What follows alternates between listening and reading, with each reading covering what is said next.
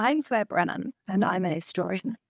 In this video, we're going to look at the history of charting the oceans and the challenges associated with that, and then we're going to look at the challenges associated with the charting of the oceans.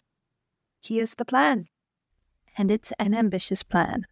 We're going to move briskly through these topics because I've only got 20 minutes, and we're going to look at the problems involved in charting oceans, the problems involved in digitally tracing those voyages, and what digital history might promise. Why is it worth the effort? Here's a list of further reading if you'd like to pursue these topics further. And here are the key questions that I hope you will ask yourself. So, how difficult was it to map the world? How can we know about the process? What elements of the past remain and what use can we make of them? And what can digital history offer us that standard paper-based history can't? There are a variety of problems involved in charting the oceans. The sea is a constantly moving thing. It has surface, it has depth, and from the point of view of my mariners, it has edges, and it's the edges that are of most interest to them. The surface, there are no landmarks at SeaWorld. That's not quite true. Mariners were expert at assessing water, at assessing the life forms so that they could see around them, and at interrogating them for information about what land might be nearby but out of sight, and at what they could tell them about the ocean that they were traveling. But it's not stable in the way that land is. And in terms of the navigators I'm looking at for my project and in this video, they're not interested in the depths either. There was widespread speculation about what the ocean depths might hold and what they probably didn't hold. There were technical difficulties, huge technical difficulties in assessing them, and that assessment only began in the 1860s. And you can see very clearly in this map, produced as a result of Matthew Flinders' voyage where he located and charted Bass Strait, established that Van Diemen's Land was an island. You can see here that the detail is coastal. The ocean is represented only where it's close to shore and where it's a risk to the ship, and you can see the ship's track as well in those dotted lines. If you look at the detail on the left, you can see his points of anchorage. You can see numbers representing the soundings that he obtained. And so, how shallow was the water? How much of a risk is it to the ship to come close to shore here? And those dangers were very real for these expeditions charting the oceans. The monsters on medieval and Renaissance maps were there to represent dangers and dangers of the ocean. They're not there all the time, because if you wanted a map with monsters, you had to pay extra for the monsters. But they're there often enough, and there are patterns to the types of monsters represented that showed these were real fears about the oceans. And that extra material on maps is always fascinating because it lets you into the mind of the person commissioning the map. In these earlier maps, monsters, ships eventually come to predominate and then vanish themselves, but also often representations of important events during the voyage that led to the map, or representations of the way that people are thinking about places or about their relationships to them, often in terms of empire.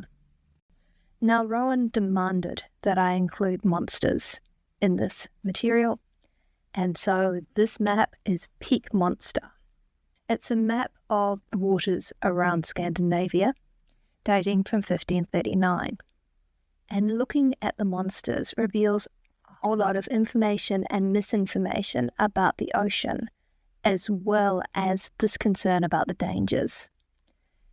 In that top detail on the right, I've left in the sea serpent. There are definitely some fictional monsters. And you can see the whale.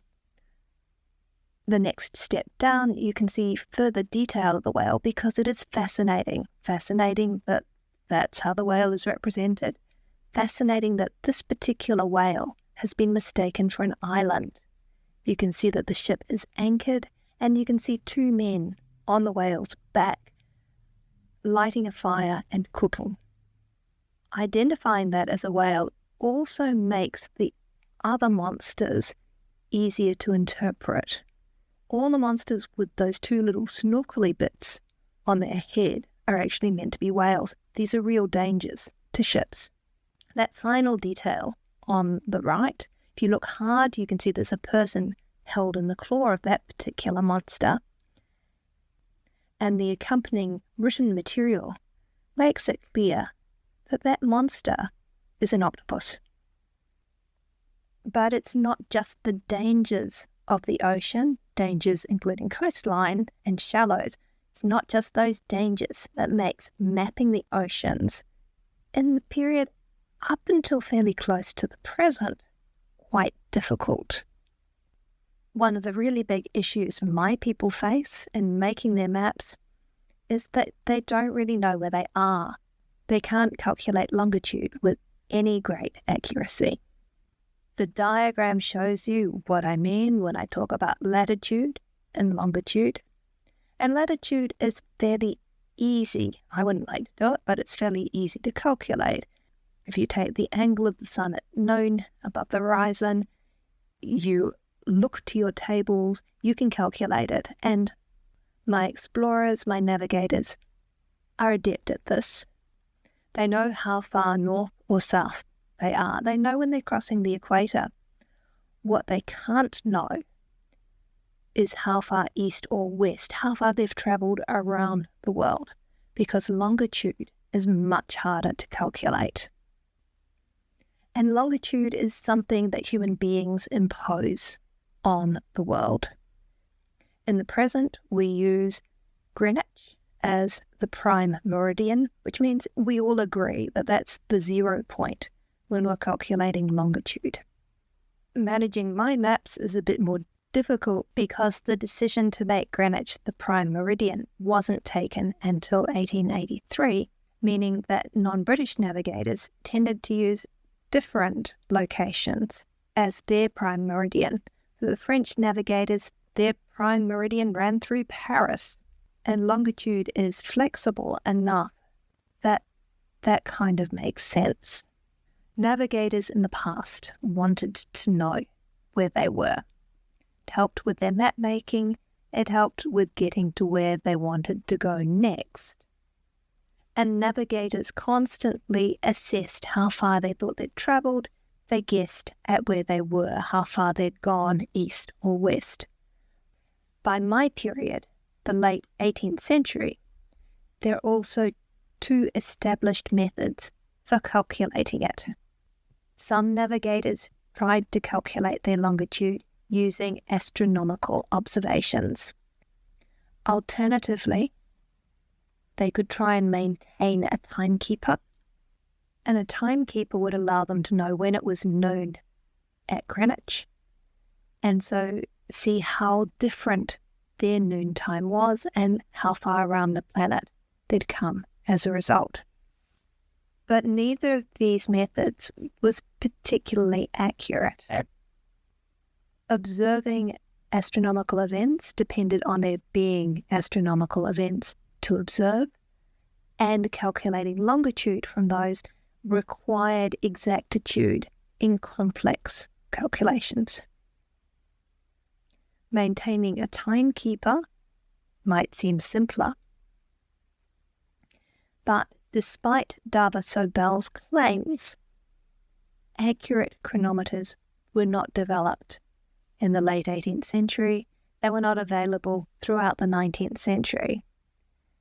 And experiments trying to establish the longitude of the continent of North America, which involved sending dozens of timekeepers backwards and forwards across the Atlantic, established that using a chronometer was no more reliable or accurate than using astronomical methods, and certainly using a limited set of chronometers on a vessel passing through difficult environmental circumstances did not lead to accurate calculations of longitude. And you can see that in these two maps. The one on the left was made by Captain James Cook on his first voyage to the Pacific, admittedly before shipboard chronometers were available. You can critique this map, but it shows amazing attention to detail and I think a really creditable ability to map the coast of this place on first encounter. But if you look at the assigned longitude, he's put this entire set of islands in quite the wrong place. In 1769, even a cartographer as talented as Cook and as well supported by scientific personnel could have this great an error in his measured longitude. In addition to problems knowing where exactly they were, there were also problems getting to those places and then getting back. Ships were essential for ocean voyages, and while ships are extraordinary technology, the ships available in this time were limited in what they could achieve. In fact, Richard Sorensen, in that lovely article about the ship as a scientific instrument, argues that the ships themselves dictated the interests of expeditions of exploration. We look at these maps, they're amazing, but they're there because ships need maps. The ships are sent essentially to look after the ship's own interests. What will keep a ship safe? Well, it's knowing where you are, it's knowing what the coast is like, it's knowing what the people are like, it's knowing what the natural world in that place is like, and so what resources might be available. And these are fragile wooden bubbles floating in foreign seas. And they're wooden, they're tasty to ship with. There's a real risk that the ship will get eaten out from under expeditions, and it happens. In his first Pacific voyage, Captain Cook spends an awful lot of time fixing up boats in the Endeavour which have been attacked by worms. So the ships are tasty, and they're also at risk from reefs made of rock, reefs made of coral. And not all the ships that travel to the Pacific get back to Europe. The ships are also limited by the technology. They're sailing ships. If the wind doesn't blow, the ship doesn't go. And their inability to tack close to the wind also limits where they can go and what risks they can take in getting close to shorelines. The ship also influences relationships with the groups of people that these voyages encounter, and so what information might be exchanged. Captains will act violently in order to avoid risk to their vessels, because if something happens to their vessel, they're not getting home. And the Pacific is very remote until the establishment of the penal settlement at Port Jackson. There's a massive increase in European shipping in the region after that port becomes available as a place of refuge. Now, this is a detail from that Cook map of New Zealand, and if you look at it, you can see some of the influence of the ship. Cook would love to have just cruised along the coastline and mapped it in detail, but you can see on this map that the wind forced him offshore, that it limited his progress in the direction that he wanted to go, and that it was a very significant force in what he was able to achieve. You can also see on the left arrow that he's labelled a reef the Traps. The Endeavour was badly damaged by what later became known as the Great Barrier Reef. That wasn't the only time during that first Pacific voyage the voyage was nearly lost. Here too he spotted the Traps just in time and came very close to shipwreck and disaster. But this is my interest in these expeditions to the Pacific. I want to map them, and that's not an easy process either. And here's where I talk about what I want to do with these late 18th, early 19th century voyages to the Pacific. And Rowan's told me I need to talk about my problems. I'm trying to map them all using a digital interface called TLC Map. And I've had significant challenges.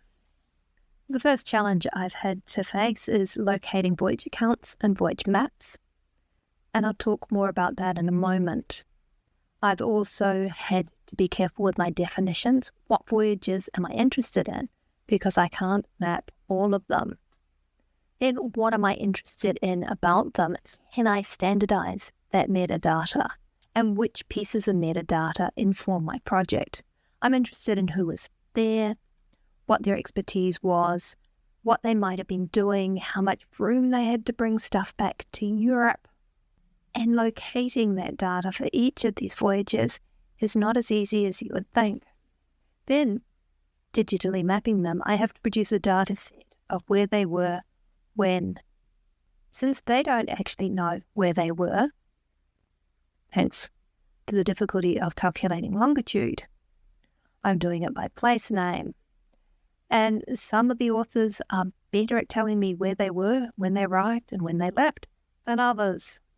And because the whole point of this process is to create a digital map, I'm dealing with issues of locating past places on present maps, of managing the TLC interface, which is not as straightforward as I'd like, and managing the different parts of the project which will make sense to other researchers, and managing my own data.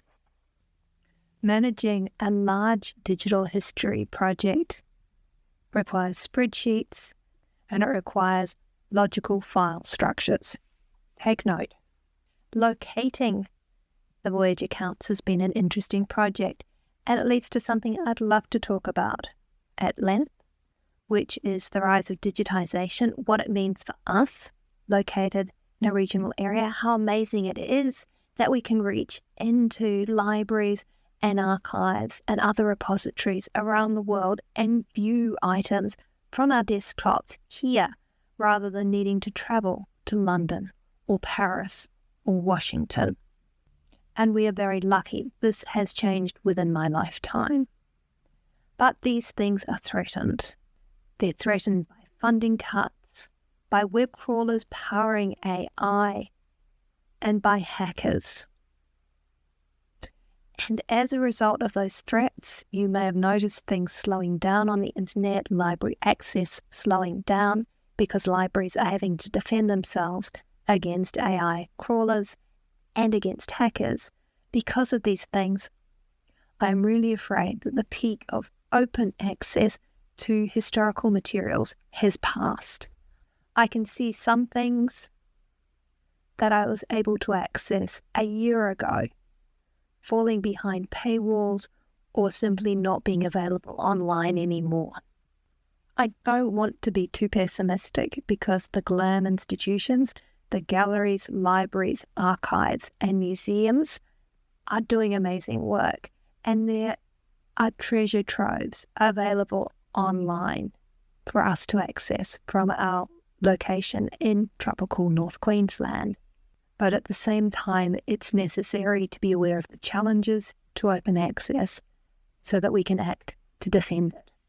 And then beyond the infrastructure issues that I've faced, there are challenges in mapping past expeditions. I'm mapping not by the recorded coordinates because longitude is a mess, but by name. And it can be difficult to find past places on modern maps for a variety of reasons. Some of those names aren't used in the present. My explorer may not have been the first person to a place, and so he may not have priority for naming that place. An older name will be used. Some places have been renamed in the present, and that's a process I'm really enthusiastic about. If you look at the examples on the slide, I don't think there's any question that the names we use now are superior to the names donated by the explorers of my period.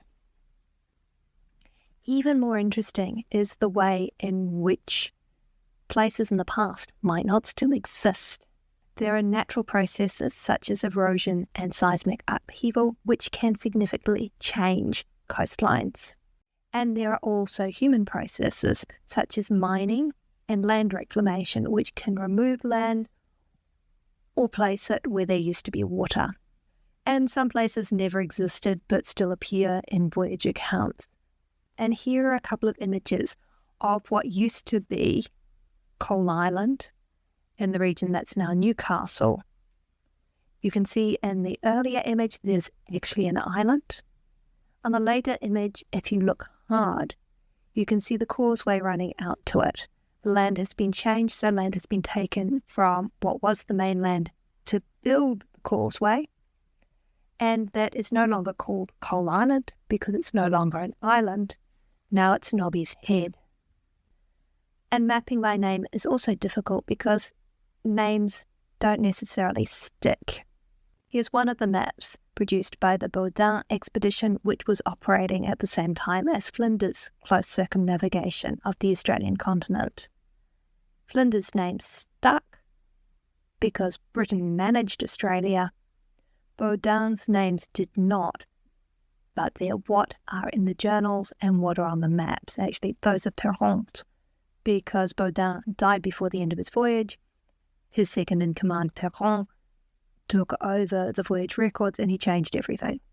So even these are altered names, and they're names that are largely unfamiliar because even the second version didn't stick, but they're what I'm working with. So why am I bothering?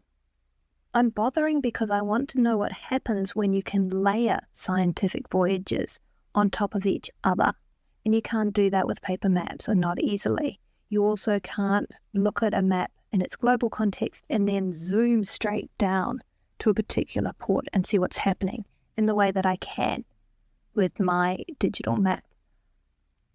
The resources exist to pin things on those maps precisely because there are large-scale maps of voyages and there are detailed maps of voyages, but they tend to exist in separate volumes and you can't scale them at will in the way you can with the digital interface. I'm undertaking a digital history project because it allows me to look at information and to visualize it in ways that are simply not possible with paper-based history. And of course, there are great established digital history projects that show the benefits of being able to visualize data in new ways and to analyze data in new ways using computer infrastructure. What am I hoping my project's actually going to achieve? Well, it's already achieved some stuff. It was inspired by the interests of coral taxonomists who wanted to know where their species-defining piece of coral was collected with a bit more precision than somewhere in the Indian and Southern Oceans. By recognizing that that particular piece of coral that they were interested in was collected during the Baudin expedition, they've been able to go and collect what they think is the same coral from pretty close to the same location as their species-defining one, but the newly collected sample contains DNA, which coral in museum collections does not.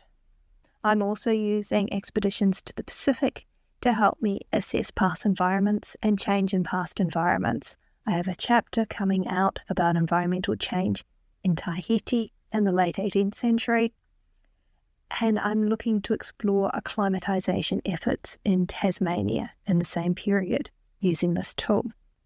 I'm hopeful that the idea of connecting museum collections more precisely with the location in which they were collected will allow some repatriation and certainly some better recognition of what items are held in museums around the world, and tracing from the other end too, because of the metadata about the scientists on these voyages. I'm hopeful that this project will allow people from a particular place to identify where items collected in their country might now reside.